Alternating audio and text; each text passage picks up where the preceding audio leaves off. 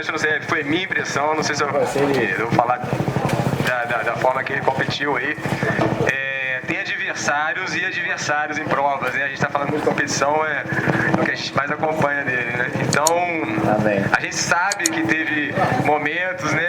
Desse Camp Epic e tal, a gente sabe que tem adversário, tem tipos de adversário e tipos, né? Aí eu vi uma cena muito interessante da Avancini no Brasil Ride, que ele feliz em ser vice-campeão. Eu não sei, eu tive essa impressão que você ficou feliz. Você não tava, você tava curtindo o vice-campeonato ali, principalmente você tava com Fume, que curtindo o Thiago e o Hans lá sendo campeão. Eu não sei se eu tive essa impressão que porque eram os caras, que você tem mais também, eu não sei, né, mais afinidade. Não, tu era cansado demais. Tava pé da vida. Não. Tá rindo pra caramba, cara. Não, assim, primeiro que eu curto a prova e eu curto competir, cara. Eu gosto de competir. E muitas vezes, assim, eu gosto muito mais de brigar numa prova do que vencer uma prova. Isso pra mim tem muito valor. Poxa, que desde a galera que me acompanha há muito tempo, quando eu era juvenil, júnior, até as provas do mamão mesmo, como não tinha regra, né? Eu corria brincadeira. Eu corria na categoria elite, porque pra mim era muito mais importante eu bater guidão com os caras que eram mais fortes do que eu, e eu chegar, sei lá, em terceiro, quinto, décimo, do que eu vencer na categoria. Eu gostava muito mais disso do que de ganhar a corrida em si e ter o troféu, a medalha de primeiro. Então isso é uma coisa que eu gosto. No Brasil Ride esse ano a gente teve uma briga muito legal. Os dois caras, né, tanto o Hans quanto o Thiago, são caras assim extremamente aguerridos na prova, uns caras chatos de você competir contra, mas são grandes amigos também fora da competição. Então isso é legal, assim, a gente já estava se provocando há meses aí ao longo da temporada e tal, mandando mensagem um pro outro, falando que um ia andar na cabeça do outro, que isso, que aquilo, aí quando um ia mal na prova eu marretava e tal. Cara, do desenvolvimento, né, que você teve, ó, é nítido esse avanço que você teve, Avancini, né, pô, até combina o seu nome, né, vai, avança, isso puxa pra cima, né, isso ajuda muito. E, na verdade, assim, 2020, Olimpíada, né, a gente teve uma Olimpíada dentro de casa, que foi aquela história toda, pô, é teu sonho você estar naquele, né, medalhando ali, todo mundo sabe disso, e a gente foi lá, gritou pra caramba pra você na pista lá, e a gente pode ter uma expectativa maior esse ano pra você já manifestou que você tá muito afim da medalha, né? Como é que é isso aí? Bom, óbvio que eu queria ter uma medalha olímpica competindo nos jogos em casa. E aí, beleza? Mas, cara, se não tivesse acontecido como aconteceu, com tudo que aconteceu, eu não seria quem eu sou hoje, não estaria provavelmente competindo aonde eu tô competindo com consistência hoje.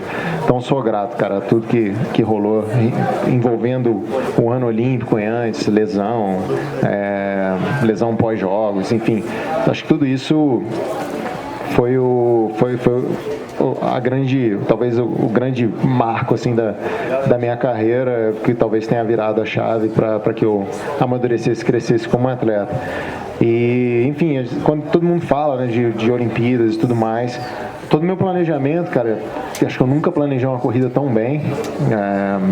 Eu assim, chego a me impressionar às vezes com quão profundo a gente está indo na preparação em si. Hoje eu tive uma reunião de planejamento mental para os jogos e o trabalho que a gente está fazendo é muito legal, cara. Eu estou muito feliz assim de ver como que a gente está conseguindo desenvolver esse trabalho que vem de anos e o nível que a gente chegou agora, e talvez seja algo muito diferente em relação ao que rola no nível mundial. Enfim, acho que eu chego hoje no ano olímpico como número 2 no ranking mundial, como terceiro colocado na geral na Copa do Mundo. Obrigado. Então chego, óbvio, como um candidato à medalha, e eu fico feliz com isso, cara, porque era um grande objetivo meu, né? Acho que quando eu falei em 2016 que eu queria brigar por medalha, eu ouvi muita besteira, cara, eu ouvi muitos insultos, assim, e não tenho esse desejo de, sabe, provar que as pessoas estavam erradas, mas é legal ver que eu estava certo em acreditar nas coisas que eu acreditava, em crer no meu trabalho. oportunidade, em crer nas pessoas à minha volta, em crer que, enfim, a minha carreira podia gerar coisas maiores do que resultados esportivos. E hoje a gente está vivendo isso, né? Então, chegar em 2020 nesse estágio, nessa condição, é legal demais, cara. Para mim é uma grande realização profissional. E, como eu sempre falo, é uma prova, são 90 minutos, é uma chance, é um tiro de largada. E muita coisa pode acontecer e muitas variáveis são controláveis e muitas variáveis são incontroláveis.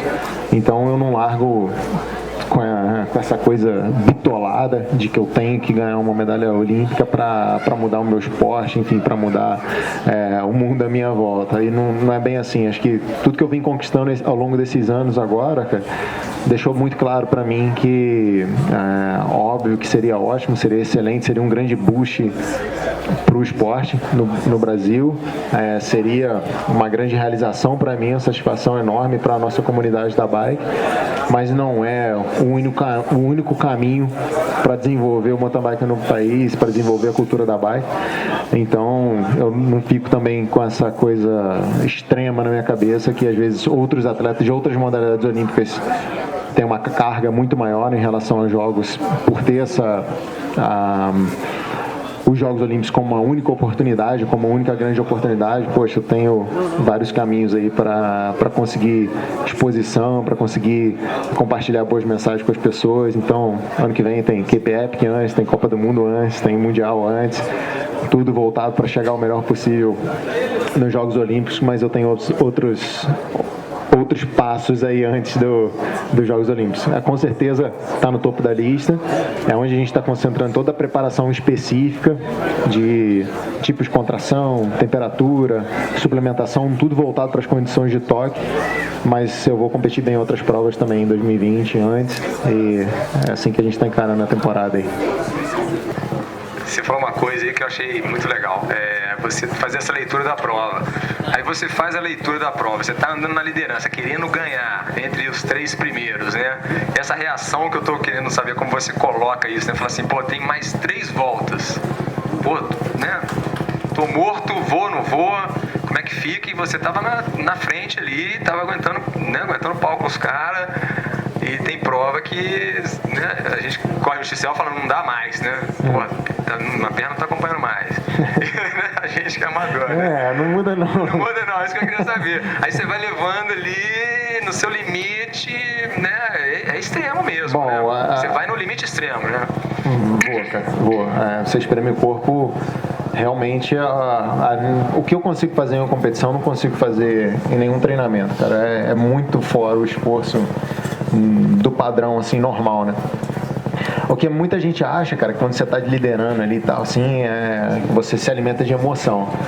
Isso é a coisa que mais te enfraquece, cara, para competir num esporte de endurance com elementos de explosão e de eficiência de pilotagem. Então você tem que pilotar bem pra cacete, você tem que ser explosivo, você tem que administrar isso, esse gasto energético, para 90 minutos de corrida. Então, assim, se você se emocionar, se você, cara, hoje é meu dia, porra, tá na frente, cara, não vai durar uma volta, velho.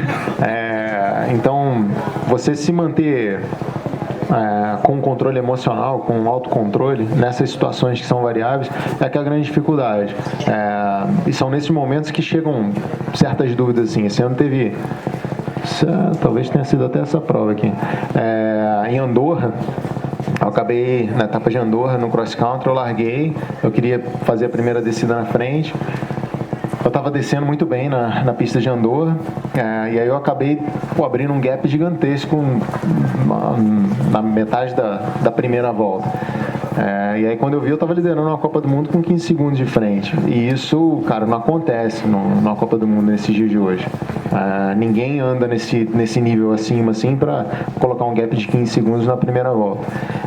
E aí Andorra, olhando para trás, assim, foi a prova, talvez, que eu estava mais forte no ano. Acabei terminando em terceiro a 8 segundos da vitória, se eu não me engano. Mas foi uma prova que como ela desenvolveu de um jeito assim muito atípico, em vários momentos eu tive pequenas dúvidas na minha cabeça. E aí quando você tem essas pequenas dúvidas, cara, não é que eu tava pensando, pô, será que eu faço força, será que eu não faço? Mas essa olhada para trás intuitiva para eu analisar a prova, eu não tinha uma resposta rápida, tão rápida, porque o desenrolar da corrida foi muito atípico. Então em Andorra a gente nunca teve um grupo grande de perseguição, foi a primeira vez que ficaram 6, 7 caras andando a prova inteira juntos. Então foi muito diferente do histórico daquela prova em si, do meu histórico em Copas do Mundo e do que vinha acontecendo em todas as Copas do Mundo nos últimos anos. E aí acho que isso dá para ilustrar bem assim o quanto que essa dúvida, o quanto que você ponderar um pouquinho a mais para tomar uma decisão faz diferença no resultado final. Então às vezes é uma coisa assim de um segundo, às vezes por você estar na dúvida de, cara, pô, eu abri rápido demais e tal, será que eu arrisquei demais? E aí na próxima volta você perde um segundo onde você estava ganhando 2. São pequenas coisas, cara, que fazem muita diferença ali nesse nível de Copa do Mundo, que você tem que estar muito no automático, assim, né? Nesse instinto animal. E às vezes, se você não tiver, isso compromete o resultado final. Sem dúvida. Eu te perguntar sobre também os seus planos, né, em cima disso aí. Isso que você passou, vivenciou muito esse ano, né, andando sempre na ponta, te ajuda muito para essa próxima temporada, sem dúvida nenhuma, né? E como é que vai ficar aí esse ano, os seus planos, qual que é a sua meta principal e o KPF, que ainda tá aquela, né, aquela vontade muito de ser campeão, ainda mais despedida com o Fumic, né, que é um camarada, seu amigo, seu parceirão, tem Não vai me fazer chorar, não. Não vou, não. Eu tô no fuso horário, eu não choro no fuso horário. É porque é a despedida do Fumic, gente. O último ano que o Avancini corre com o Fumic, pra quem não sabe, né? E o cara é incrível. Eu tive com eles lá no Brasil Ride, e o Fumic parece um menino. É tipo o Claudão, assim, um menino com um cara de mais velho, entendeu? Mas o Avancini, a gente sabe que ele adora o Fumic, que eles vão se despedir do KPF, porque eu acho que todo mundo torce para que seja aquela vitória que você sempre desejou, né? Aquela conquista dessa ultramaratona, dessa maratona de etapas. O Cape, nós vamos na nossa 5ª edição juntos, né? Nós terminamos em 5º, 4º, 3º e 2º ano passado. Falta um, né? Eu falei com ele que não é 6º, só para deixar claro. E ele é um cara muito especial para mim, na minha carreira, na minha vida. Se tornou um amigo muito próximo. E, cara, a gente quer muito vencer. Acho que ano passado meu grande erro na prova foi... eu cheguei na melhor forma da carreira, de longe. E com muita ambição de vencer. Eu estava muito seguro que nós venceríamos a prova. A gente acabou enfrentando um Nino e um Lasse super bem preparados. Eu não esperava, sinceramente, não contava os caras como favoritos ali à disputa. Dos 4 capes que a gente fez, o nível foi o mais alto de longe, assim. Acho que com a performance que a gente teve ano passado, a gente teria ganho os outros 3 antes. Mas você tem que ganhar do melhor, não é só ganhar a prova, né? Você tem que ganhar do melhor daquele ano, daquele momento. E os caras andaram demais, cara, andaram absurdamente bem. Avancini, agora eu queria ver a gente falou o negócio do crescimento do esporte, de competição e... Assim, o ano 19 foi bom. Se a gente está falando do projeto de 20, 19 foi bom, assim, no geral, uma avaliação do que você passou na Copa do Mundo, Mundial. Foi um ano produtivo. Produtivo, né? Produtivo, de crescimento, amadurecimento. Isso. Então, depende de como eu avalio o ano. Em termos de resultado, ficou aquém do que eu queria conquistar. Em termos de aprendizado na pista, que era realmente uma das coisas muito importantes para mim. Quando você olha os outros caras da ponta ali, eu sou o que menos competiu na ponta até hoje. Então, eu já competi fundo de pelotão, já competi meio de pelotão, já competi próximo da ponta e agora eu corro na ponta. E o desenrolar da prova é extremamente diferente, dependendo de onde você compete. Então, isso me dá um conhecimento diferente dos caras, mas o conhecimento final ali de ponta, eu ainda preciso amadurecer algumas coisas. E esse ano acho que foi um ano que eu precisava para adquirir isso. E foi um ano, avaliando a consistência, excelente, cara. Foi o cara que mais subiu no pódio em Copas do Mundo, né? Nenhum atleta subiu tantas vezes quanto eu nas 14 provas. Eu subi 10 pódios, o Nino fez 9, o Van der Poel fez 9. Então foi muito positivo nesse sentido de que eu estava ali competindo com os caras muitas vezes, todas as provas eu estava na ponta. Então, essa é a quilometragem de ponta de pelotão de elite é importante para mim e isso eu tirei na temporada de 2019. E o que eu olho com mais motivação, cara, e enfim, até comparando de dezembro a dezembro, nos últimos 3 anos, 4 anos, é enxergar a margem que eu tenho de melhora. Então, isso é o que mais me anima, cara. Quando eu começo um ano e eu olho para mim e vejo assim, muitas falhas e vejo caminhos para solucionar essas falhas na preparação, enfim, no approach para as provas, em todas as áreas, assim, isso me motiva demais, cara. E é a maneira como eu me enxergo para 2020. Tô bem feliz com o trabalho que eu venho fazendo, cara. Acho que eu nunca planejei tão bem uma temporada. Acho que eu nunca me muni tão bem de profissionais à minha volta. E acho que eu nunca tive tanta gente motivada trabalhando comigo. Então isso me alimenta demais.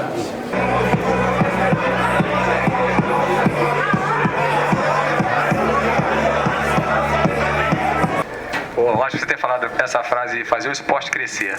Aí eu queria entrar nesse campo, saber de você, assim, o que o mountain bike, né, depende para ter um crescimento, o Brasil nas dimensões de um país continental, né, talvez Juiz de Fora tenha um caminho muito disso, aí a galera sabe disso, tem muita pista de CO aqui onde é que a gente está no Mr. Tugas, tem uma pista aqui do lado, né, o Mamão quando fez o Brasileiro, aí construiu ali, aí o pessoal já fez já tem uma em Goianá também sendo realizada. Então, assim, a pista de CO, pump track, esses seriam os campinhos de futebol, né, para desenvolver essa molecada aí. E a gente daqui a próxima década, talvez, vamos falar de 2020, agora 2025, quando você acha uma previsão que a gente pode ver, até emendando o gancho, pode ver talvez uma equipe de brazuca, assim, de verde e amarelo, igual você estava na Copa do Mundo sozinho brigando naquele pelotão, a gente viu você uma briga solitária contra os franceses, contra os suíços, e a gente se tornar uma Suíça do mountain bike um dia? Assim, por partes, né? Acho que a parte de desenvolvimento da bike, cara, a gente tem que sempre pensar que é mais importante ou até melhor do que andar de bicicleta é aprender a andar de bicicleta, são coisas diferentes.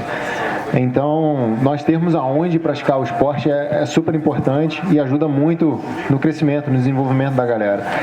Isso talvez é uma coisa que a maioria das pessoas não se ligavam. Encontrei com a galera aqui pouco antes agora, que o pessoal falou que começou a andar em trilha por minha causa, para assistir o programa e tudo mais, vídeos meus, e eles quiseram se aventurar nesse mundo. E quando você começa a querer se desenvolver como biker, não quer dizer que isso seja necessário para você curtir pedalar, mas a bike ela sempre te instiga a quebrar algumas barreiras, né?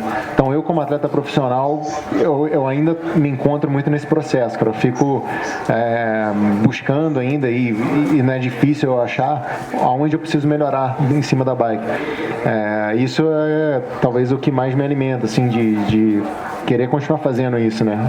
No mais alto nível, né? É eu poder olhar pra mim e ver, cara, tem muita coisa que eu ainda não sei fazer bem em cima da bike, e acho que isso é bem legal pro desenvolvimento da bike. Achei que fosse só eu que não tinha o que desenvolver, eu tava pensando nisso, né?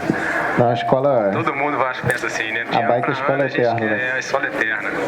E sobre a questão da potência, da gente virar assim um país realmente do mountain bike, eu achei legal quando você falou um dia, você falou que tava lá na Itália, abriu o jornal, né? Foi na Itália que o jornal esportivo só tinha ciclismo, só tinha falando de bike. Você falou, cara, no Brasil é só, né? Não tem isso, né? Cara, a gente tem uma comunidade super apaixonada, né, da bike no Brasil, e isso eu valorizo muito e acho que a gente é privilegiado. Em todas as partes nós temos hoje do país, né, nós temos esse amor intenso pela bike, pelo mountain bike, principalmente no Brasil. É um esporte muito novo ainda pra gente, em desenvolvimento, muito no processo de crescimento ainda, e para isso se refletir no alto rendimento, a gente precisa que o processo tenha continuidade, né? Que os conceitos, que a mentalidade seja correta. eu acho que esse é o grande desafio, essa é uma das coisas que eu tento me preocupar e trabalhar durante ainda a minha atividade de carreira profissional, para que outros atletas, enquanto eu esteja ativo, possam olhar para mim como uma referência e que possa ajudá-los a se desenvolver, cara. É muito difícil a gente falar em massificação de alto rendimento, porque quando você fala de ter 2 ou 3 caras no top 10 do mundo, não é fácil não, cara. Eu acho que às vezes até eu tenho que olhar para mim mesmo e às vezes eu fico um pouco reflexivo, né, em relação a onde eu cheguei, porque é muito complexo, cara. Você chegar no final da pirâmide ali não é tão simples. Então, acho que a gente está num caminho de ter mais atletas. Hoje a gente tem 3 atletas no top 50 mundial. Acredito que esse número aumente com o passar dos anos agora, nos próximos 5 anos.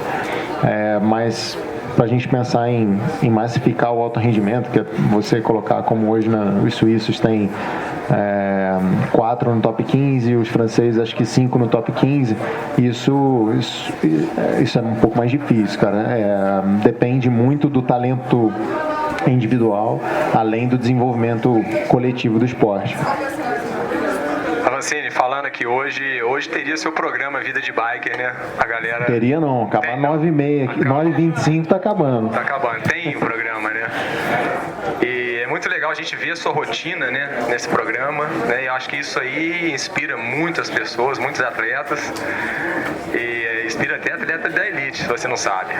Teve atleta que confessou pra gente, falou que depois que viu o seu programa, mudou completamente o comportamento, a rotina de treino, né, o que ele fazia, falou, não, o Avancini tá fazendo isso, realmente é muito inspirador, né, aquele dia a dia ali, né, a sua rotina, e é muito transparente, né, então é muito legal que você entrou nos lares das pessoas, igual você falou, tem gente que pedala hoje porque viu esse programa seu, as pessoas estão começando a pedalar, estão querendo fazer o XCO, né, participar de competições e treinar com mais afinco, fazer dieta, melhorar a rotina, da disciplina e tal. Cara, assim, eu acho que você deve se sentir muito bem vendo isso, sendo inspirador até para um cara que compete contra você, né? Você já viu isso? Eu fico muito feliz quando isso acontece, quando eu consigo ser uma referência para alguém que está no mesmo patamar que eu. O programa, cara, tem sido uma surpresa muito positiva, assim, para mim, desde que começou, porque a gente tem alcançado pessoas que tinham talvez até um interesse pela bike, mas não tinham a profundidade do envolvimento com a bike. E é muito legal, cara, ver que tem influenciado as pessoas com a parte de conhecimento, de reflexão, de ver que existe uma vida por trás das pistas, e o quão, de uma forma, o quão complexo mas o quão simples também sabe? É uma vida, um cotidiano relativamente normal, assim. Tenho minhas obrigações, eu tenho meus conflitos, eu tenho meus problemas, e não importa se você é top mundial, você ainda tem os desafios diários ali para encarar, para gerenciar e seguir em frente, tocar a vida em frente. Esse episódio de hoje, depois, para quem vem acompanhando, vale a pena assistir. Dá para assistir online também a qualquer momento depois, porque é a primeira vez que eu mostrei um pouquinho do meu passado na Europa. Uma coisa que eu nunca compartilhei muito, assim, foi a primeira vez que a gente deu uma futucada nas gavetas, assim, contamos algumas histórias, tive participação de algumas pessoas que trabalharam comigo há quase 10 anos atrás, e acho que dá para ter uma noção, assim, bem legal do quão é difícil a jornada de atleta profissional e também do quão difícil é ainda nesse nível. Então, essa etapa de Road Sole eu estava numa sequência grande de provas, tive um short track na chuva, depois eu passei mal, fiquei meio que numa indecisão até 1h30 antes de largar, 2 horas antes de largar, se eu ia largar ou não na prova, porque eu estava passando mal, larguei, fiz uma excelente prova, fiquei destruidaço depois, passei mal pra caramba. Então dá pra ver assim como que a gente tem que tomar algumas decisões críticas em momentos que são bem complicados, assim, foi bem interessante. Acho que esse episódio, para mim, é um dos melhores que a gente já gravou. Como alguns atletas aqui, como competidor também, a gente fica curioso de ver você, a sensação de estar andando naquele pelotão da frente ali, na liderança de uma prova, com o Nino Schutter na traseira, campeão mundial, né, o Van der Poel e a galera toda, esse Fluke, pô, esses caras pedalam demais, né, e pedalam muito, né, cara, e a gente fica orgulhoso de ver você lá na frente, fica imaginando, né, o quanto de envolvimento energético que você tem ali, né? O gasto de energia, como é que você tá afogado ali? Você tá afogado, você não tá? Como é que você tá ali? Às vezes eu ia falar que você consegue controlar essa questão, né? Do pico ali, da potência e dá pra levar e tal. Pô, como é que é? Aquela também teve aquela curvinha que o Van der Poel passou, né, cara? Que, pô, o cara tem um tiro, né, cara? É uma coisa, aquele sprint dele é uma coisa absurda, né? Você acha que dá pra fazer um fight com ele assim? Só entre a gente aqui, não fala pra ninguém, não. Não, cara, essa prova eu perdi no vacilo. Eu tava mais forte que ele. Mas o mountain bike de alto rendimento ele é muito intuitivo. Então você precisa desenvolver assim, uma capacidade que eu chamo da capacidade animal mesmo. Quando você compete ali, o estado mental, como você analisa a prova, é muito diferente, cara, do dia a dia, do treinamento, enfim. Quando eu tô treinando, eu olho pro meu reloginho lá, não sei quantas mil vezes no treino, você controla, você monitora. Mas tudo que eu faço no meu treinamento, seja treinamento mental, treinamento de respiração, treinamento na bike, é para desenvolver essa parte intuitiva, essa parte meio que automática quando você está na competição. E acho que isso é uma das coisas que mais me vicia, assim, cara, é você ser capaz de, na prova, você se transformar completamente, a sua percepção visual, sensitiva, como as coisas acontecem, é quase que inexplicável, cara, com palavras, assim, é tudo muito, muito intuitivo, é tudo muito... às vezes eu olho, assim, não é uma fração, é uma olhada para trás, é a quantidade de informação que eu tenho, que eu gravo, que eu processo. Depois, quando eu paro e penso nisso, para eu olhar para esse banner aqui e lembrar o que está escrito e tal, não sei o que, eu tenho que ficar 3 minutos olhando para ele. Mas na prova, o estado mental que você chega de concentração é impressionante, assim, e isso é muito legal, quando você consegue alcançar esse nível, e essa é a grande diferença dos caras da ponta. Fisicamente, né, se você pegar a força pura, eu já tinha nível para andar ali há algum tempo, mas essa maturidade, essa capacidade de entrar nesse estado é o que eu fui trabalhando ao longo dos anos e que eu ainda estou desenvolvendo. Isso é o que diferencia, cara, os caras que estão ganhando ali a nível mundial para os caras que são bons a nível mundial.